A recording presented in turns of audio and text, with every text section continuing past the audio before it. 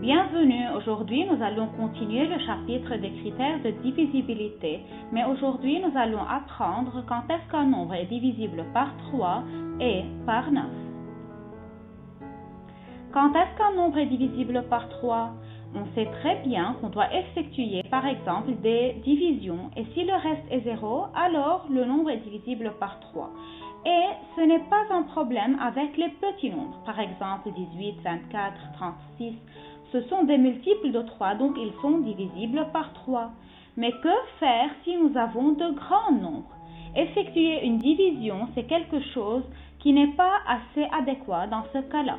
Pour cela, il faut savoir qu'un nombre est divisible par 3 si la somme de ses chiffres est divisible par 3. Voyons un exemple. 927. Ses chiffres sont 9, 2 et 7.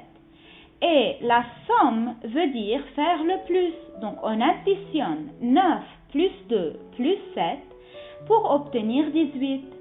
Puisque 18 appartient à la table de 3, alors il est divisible par 3. On dit que 18 est divisible par 3, alors 927 est divisible par 3.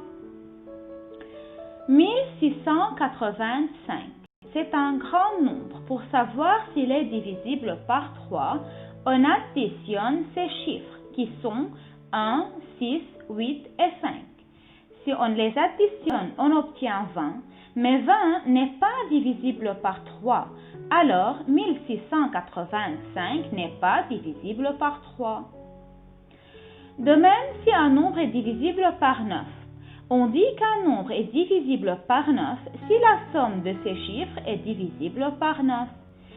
Si on revient au nombre 927, nous avons déjà trouvé que la somme de ses chiffres est 18. 18 est divisible par 9 puisque 18 divisé par 9 c'est égal à 2, alors 927 est aussi divisible par 9. Tandis que 1685, la somme de ces chiffres est 20, alors 1685 n'est pas divisible par 9, puisque 20 n'est pas divisible par 9 aussi. Voici un tableau. Rappelez-vous quand est-ce qu'un nombre est divisible par 2, par 3, par 5 et par 9.